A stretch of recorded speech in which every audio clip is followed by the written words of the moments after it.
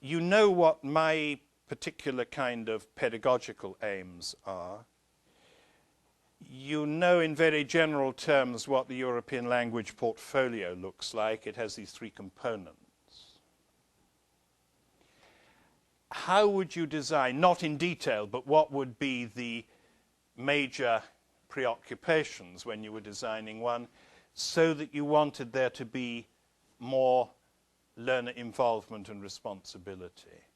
How would you design it so that, taking it in your hand, you would feel that there was a focus on the development of communication skills? In other words, that it was starting to make manifest this idea of language learning through language use.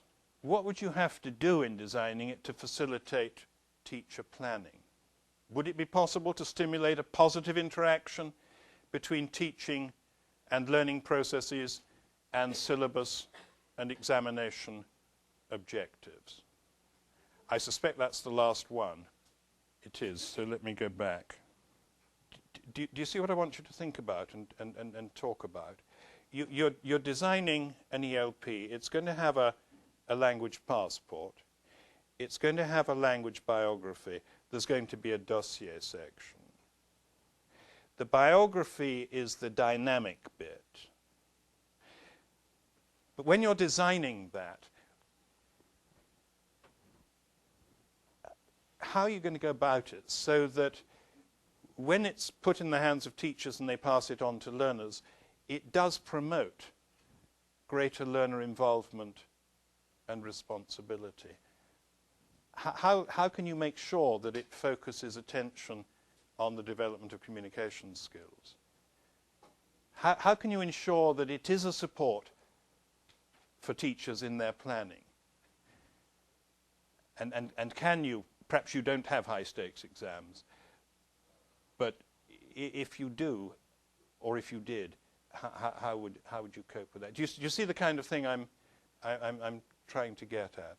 Language, the language of in which you develop a portfolio is very important, because it's got you've got to have a portfolio that communicates the message about individual plurilingualism, about positive attitudes to language learning, and so on and so forth. And you need a portfolio too that is going to support your pedagogical attempts to promote language learning through language use.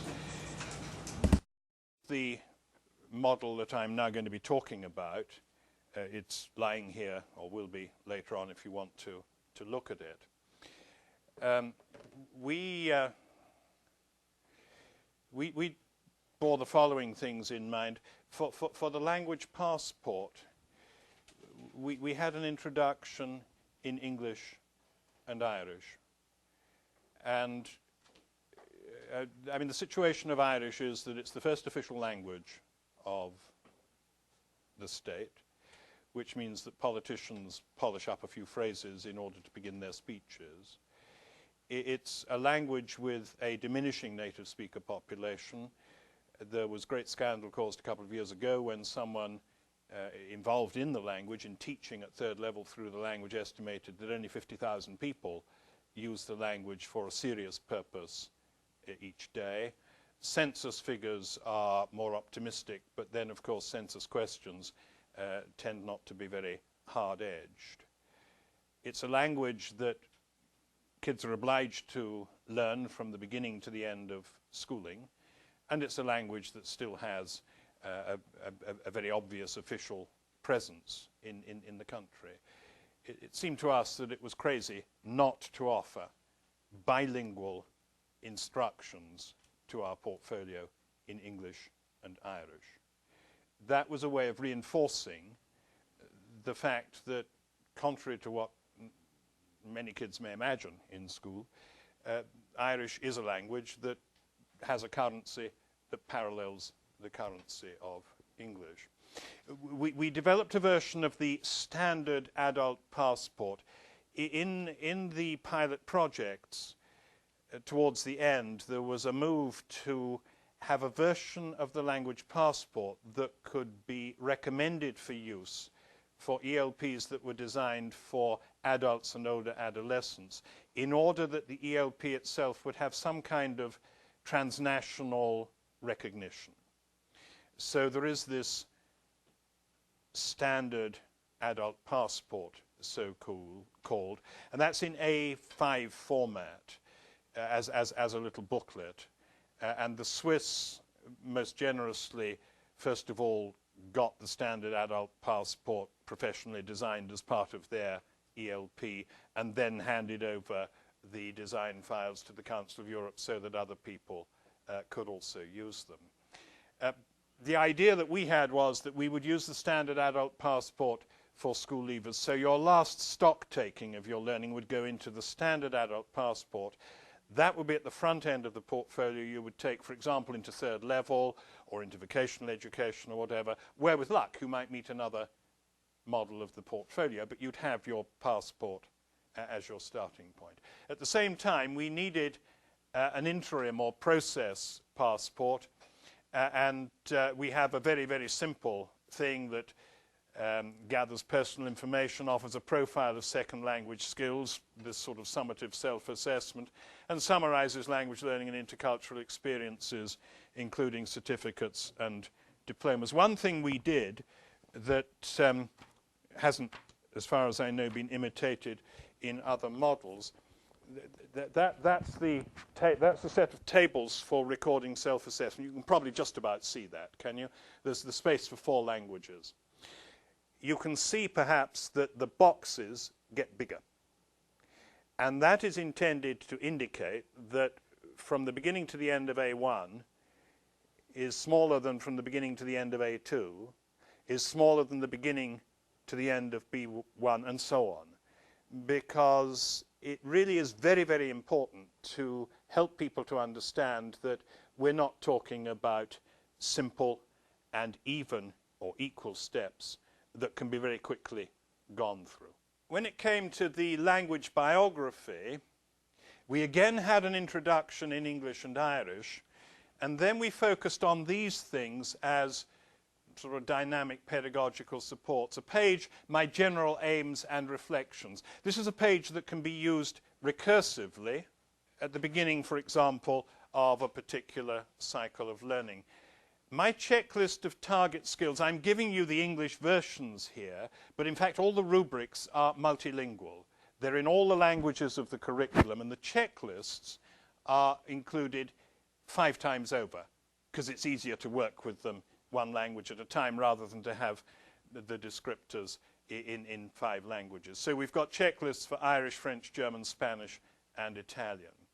And then we have one on setting goals and thinking about learning, one on things I notice about language and culture, one on how I solve communication problems, methods I use to learn languages, intercultural experiences, and finally one on heritage languages. That was something that tended to get a lot emphasized in the pilot projects. I mean, for example, we have a small but very cohesive Jewish community in Dublin, and if they were using the ELP in the Jewish school, they would want to be able to record the use of Hebrew for liturgical purposes, though they might not use Hebrew for any other purpose. You can see from those various headings different perspectives on or components of the approach to teaching and learning that the Hannah Thompson video illustrates. As I say, each of these is presented multilingually, not only in English, but in Irish, in French, in German, in Spanish, and Italian. And what was particularly interesting to us was that when we were piloting this model with teachers from about 20 different schools in different parts of the country, one teacher from way outside Dublin was trying very hard to get her kids to engage in more or less spontaneous use of French in the French class. It was a tough nut to crack because they do a lot of grading and banding of pupils by ability level in the Irish school system, and she was dealing with 4C on a Friday afternoon. What turned it around for her was when she presented her learners with the A1 ICANN checklists in French, because suddenly they got the possibility of saying things to one another about what they could and couldn't do, which was sort of their own language because they were exploiting the raw material they were given, but they'd got the raw material there. They got these declarative statements that they could turn into probably wildly incorrect sentences.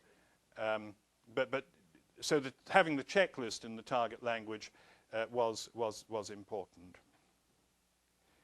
And then in the dossier, again an introduction in English and Irish. From school to school, classroom to classroom, it's up to the teacher and the learners to decide what to put in the dossier, how to structure its contents, how often it's going to be reviewed, and so on and so forth. And then we have an appendix. There's an English version of my checklist of target skills so that everybody can understand what the checklists are meant to be saying. But more importantly, there's a photocopiable version of each page of the language biography. If the language biography is underpinning a dynamic process, then it should follow that the pages are going to be used recursively. And that should also then mean that they're going to need renewing at intervals. So one of the things that one has to think about when designing especially the language biography part of an ELP is which parts are going to be fixed. In other words, they will last for as long as that model has currency for the learners in question, and which parts are going to need to be renewable because as the learners progress, so they will fill a page and need to start another page. Following on from that, something that in few places in Europe has been sensibly thought about, if learners are working on portfolios and progressively discarding pages, what happens to the pages? If you're a learner, you're not interested because you're moving on. And it doesn't necessarily represent something you want to keep. You may be interested to look back 5 years or 55 years later, but that's another story. If you're a teacher, it might be very interesting to have some way of archiving these pages, because there are all kinds of things that one could do by way of exploring them. But a photocopiable version of recursive pages is important. Of course, as things have moved on technologically and with the internet, more and more portfolio components are being made in different member states, made available for download as PDF files. And that, for example, in Sweden, that is how they have more or less now moved to the whole business of dissemination. You can download different files, print them out, and that, of course, includes the ones that you might need to renew. When we were designing this, we had to take account of the point that Nicole made a few minutes ago. We had to make sure that we were offering teachers something that could be demonstrably associated with the post-primary curriculum. Well, we did this mostly via the checklists. We took them from the illustrative scales in the Common European Framework, but looking at those scales from the perspective of the communicative objectives of the official curriculum for junior and leaving certificate, the two state exams at the end of lower and upper secondary respectively. It wasn't a very easy task because despite claims to the contrary, the official curriculum is not very communicative. We were able to go through and pick out a few communicative tasks, and then we were able to go through and pick out a few implied communicative tasks. And in order to have checklists that had enough items on them to look respectable, we had to invent a few more. But at any rate, that relationship is there. When it came to curriculum topics and exam tasks, this was a big issue. You remember the business about teaching for the exam. How do you teach in such a way that the exam is present, but you're not constantly making the kids do exam tasks over and over and over again? But one of the teachers in our project created a very simple grid to keep track of her learners' coverage of curriculum topics and exam tasks. That's what this grid looks like, and I can understand the vocabulary. I can write a paragraph or letter on the topic. I can understand the table. I can have a conversation about the topic. I've produced a document for the ELP. Is a sort of melding of what the teacher was trying to do and writing a paragraph or letter, understanding the tape, having a conversation. That begins to focus on the things they've got to do in the exam. And here you've got the topics that govern the choice of content for exam tasks. So this teacher created this grid, and that then made it easier for the kids and for other teachers in the project to work with the checklists, because they could go through the checklists and, as it were, fit descriptors in these different boxes. This is, as you can see, a sort of Microsoft Word table function transcription of what one particular boy filled out. You can see which careers haven't been done. This was a boy in his second term of learning French, so he was only 12 plus, 13. Careers not yet there, town and buildings not there, but they've done stuff on family and house and pets and animals, a little bit on school, bit on hobbies, sport. Meeting and greeting people has been the big one. And he chose to use smiley or neutral or unhappy faces to report on what he'd done. As I've said, this grid was used together with the checklist. It was a way of more practically associating the ELP with exam requirements. And then what the teacher did, because she'd bought the argument that they would be much readier to talk if they had various written prompts, and if you want them to write, they'll produce much more text if they work collaboratively on writing projects. So she had them writing poems, but also texts on The Simpsons. One of the things they decided they wanted to do quite early on was to learn how to write a simple description of another person. That's an exam requirement. That's one of the things they might be asked to do in the exam. So already in the first of a 3-year cycle, they decided to focus on this. When it came to poems, they did this sort of stuff, which isn't difficult to criticize, especially the attempts at limericks. There's a certain stereotyping of French womanhood embedded in those as well. But what the teacher was able to do was to use these obviously hopelessly deficient rhymes to focus much more sharply than she'd done to date on certain issues in French phonology. More interesting was what happened when they decided they were going to do descriptions of people, because she said, well, how about if you form teams and write descriptions of one another? I didn't think that was interesting at all. They hit on The Simpsons, which I would have thought would be boring as hell, but anyway, that's what they decided to do.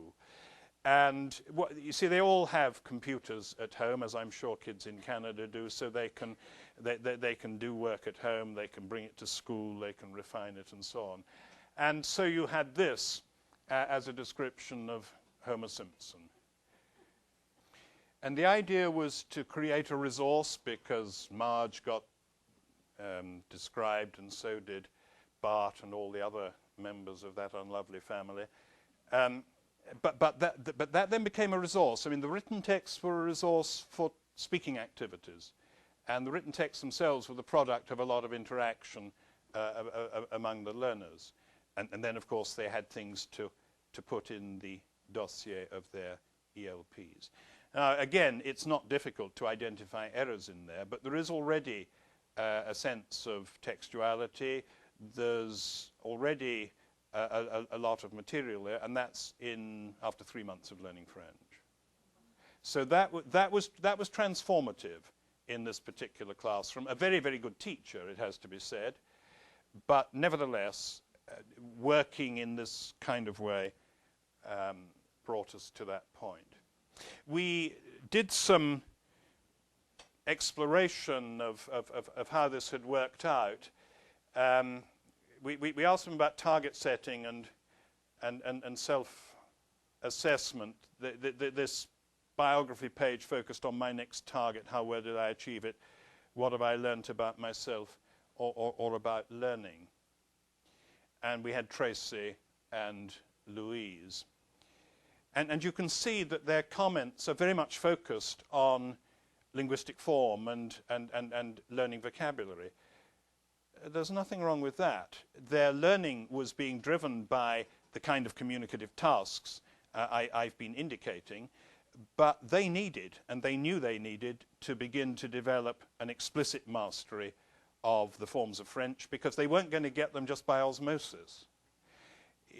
One thing one notices with some of these Danish learners in autonomy classrooms is the early fossilization of error that doesn't really get noticed unless you listen very carefully to their speaking.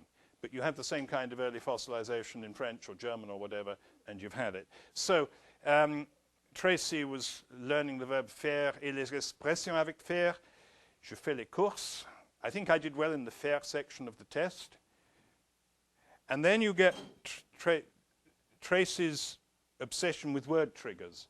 She's begun to understand that one word often leads to another, and words are associated within a language and across a language. So Tracy has word triggers. And then in the next, what have I learnt about myself? I think it easy when finding word triggers.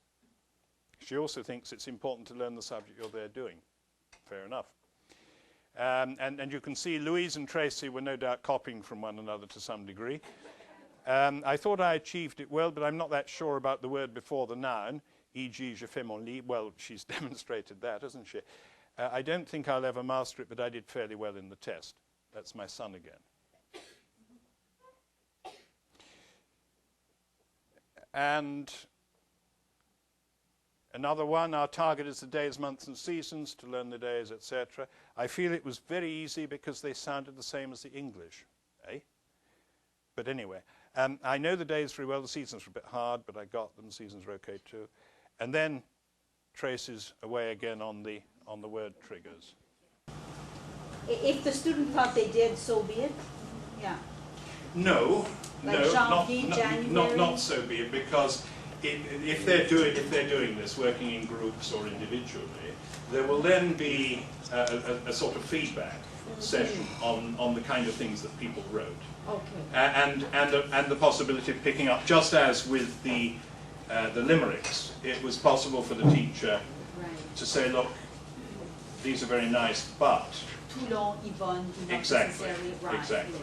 But that was then creating a chance to put a focus on French phonology, yes, which was more likely to mean something absolutely to the learners concerned than just coming at phonology from the outside. Then we said to them, well, do you think working with the ELP in this way has helped you to learn French? And if they said yes, then we said, well, how? And these were some of the answers we got. 9 of them identified the target setting and monitoring function. The ELP helps me to learn French because I can see what I'm good at and not good at just by reading the targets. That's the checklist. The blue sheet allows you to keep a record of your progress. Recording work so that you've got a resource for revision. Because you record and keep all your work, it's very easy to just look back over it and to revise.